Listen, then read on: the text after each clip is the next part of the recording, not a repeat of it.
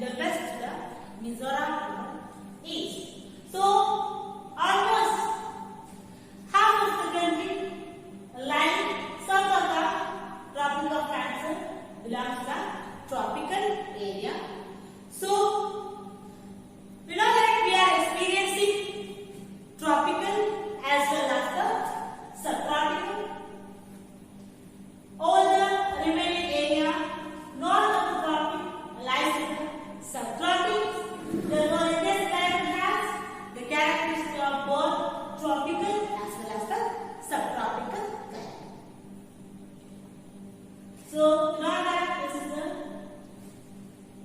Tropic of Cancer, which divides our country into two equal parts. So now, next is the altitude. As we discussed that, with the increase in height, temperature decreases. So here, India has the mountains in the north, which has an average height of 6,000 meters. You know that the greater Himalayas, already discussed that it prevents us from the cold winds, and here India also has a vast coastline where the maximum elevation is only of 30 meters. And the Himalayas, which prevents the cold winds from the Central Asia. So the presence of the Himalayas. So from this Central Asian part, the colder winds will be blocked by this mountainous system. So next is the pressure and winds. In this pressure and winds, we have to see the pressure and surface winds, upper air circulation, western cyclonic disturbance, and the tropical cyclones. So here are the pressure and wind system. You know, it is the Indian Tropical Convergence Zone, that is ITCZ. Here, from both sides, tropical areas, the wind will be blowing towards this axis. This is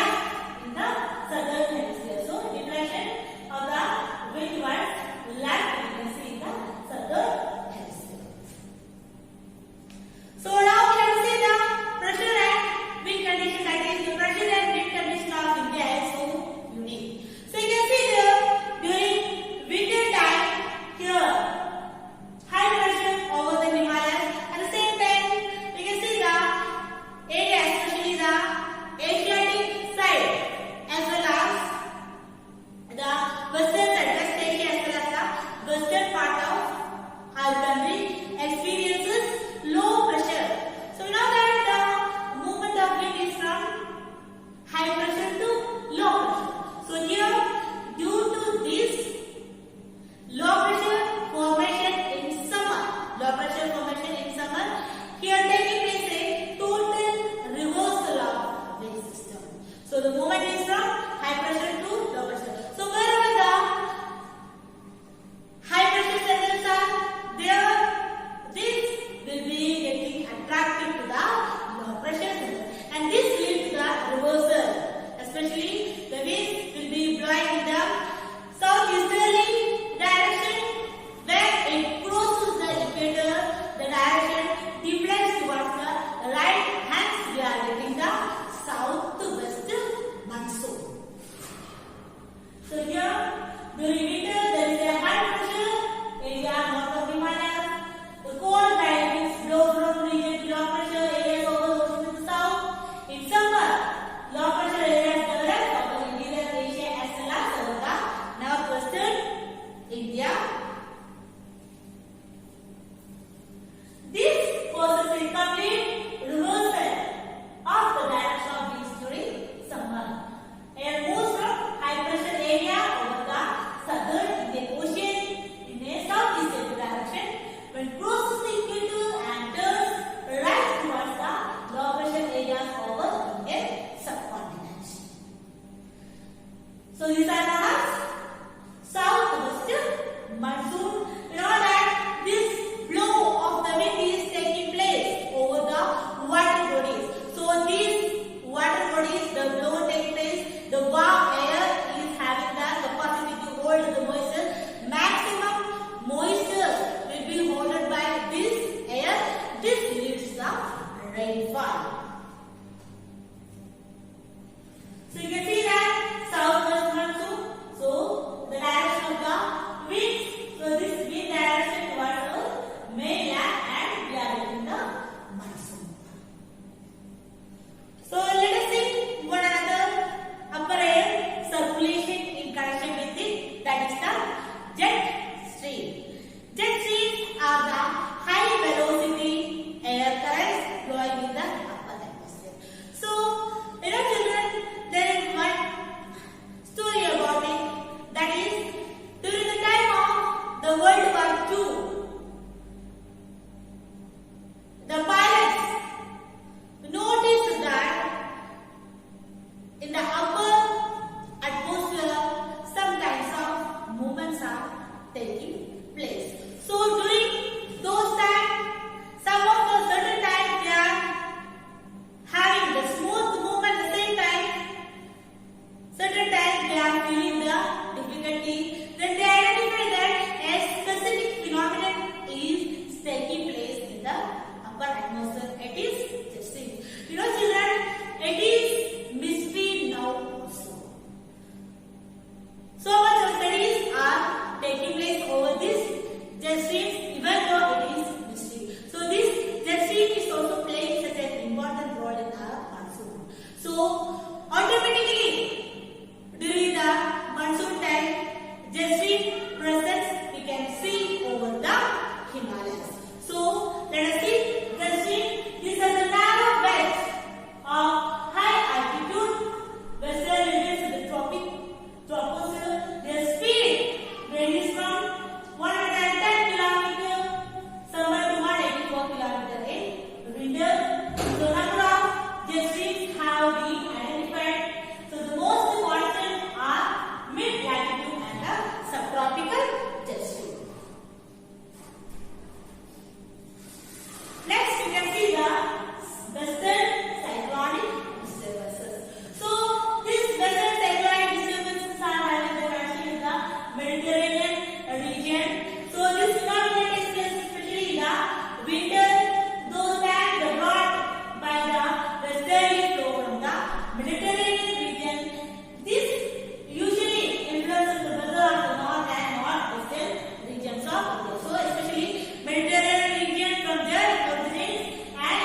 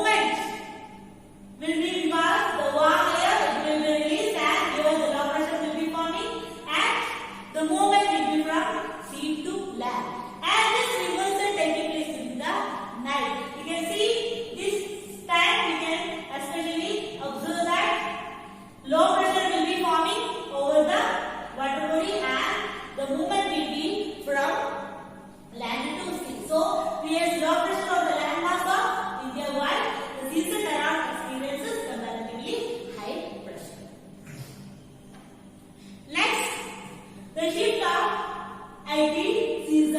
So already told you that it is the low pressure belt. According to the shift of this low pressure belt, the movement of pressure and wind system. If this low pressure belt is located over the Himalayan region, those areas will be experiencing more rainfall. If it is located over the plateau region, this area or the region will be experiencing more rainfall. So you can see that in summer over the Ganga Plain, the equator to northern position above 5 degrees north of the equator, it is also known as monsoon trough during the monsoon season.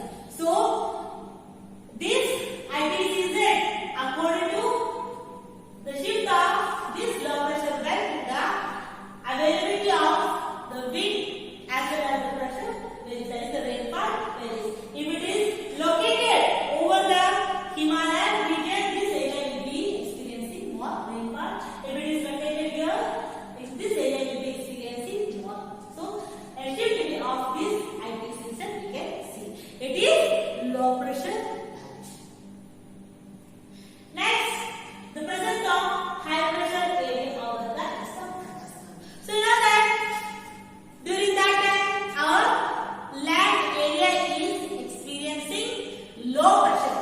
So here what happened? The Madagascar region experiencing the high pressure means a total reversal from the high pressure or area of this Madagascar towards the low pressure area of our Indian subcontinent. So reversal or the movement of this wind system from high pressure to low pressure takes place. So you can see approximately at 20 degrees south over the Indian Ocean, the intensity and the position of this high pressure area affects Indian monsoon. You can see the Madagascar region. So what happened here? This area is experiencing high pressure. That time our landmass is experiencing low pressure. So the movement will be from high pressure to low pressure. As I told earlier, when it crosses the equator, the wind direction deflects towards its right and over Indian continent. Next one is the Tibetan tiger gets intensely heated during summer. So during summer, heating up of this Tibetan plateau leads to the strong vertical air currents and formation of low pressure. So automatically low pressure formed means the movement of air from high pressure to low pressure. The wind system will be attracted towards the low pressure formed over the Tibetan. So this is low pressure over the plateau at about 9 kilometers above the sea level. So you can see the Tibetan plateau, this area, low pressure is getting formed. So from our water bodies wherever the high pressure centers are there, from here the movement of wind and pressure to the main land mass. The movement of the jet stream. So the movement of the westerly jet stream to the north of the Himalayas. Already we discussed that the stream are the high velocity air currents blowing in the upper atmosphere. So this jet stream, just told you that it is a mystery. So during the time of this monsoon, we can see the presence of jet stream over the Himalayas. So the movement of westerly jet stream to the north of the Himalayas and the presence of tropical easterly jet stream over the Indian Pacific in summer. So this is also pulling or attracts the rain bearing wind towards the main land. So the base of the monsoon depends upon upper air circulation is dominated by subtropical jet streams. The southwest monsoon coming in India is related tropical easterly stream. It blows between 80 to 35 degree north latitudes. The northeast monsoon, the winter monsoon is related to subtropical westerly jet stream, which blows between 20 degree and 35 degree latitudes in both hemispheres. So listen here. Let's see that at the time of this monsoon, we can feel the presence of this jet stream over the Himalayan region as well as the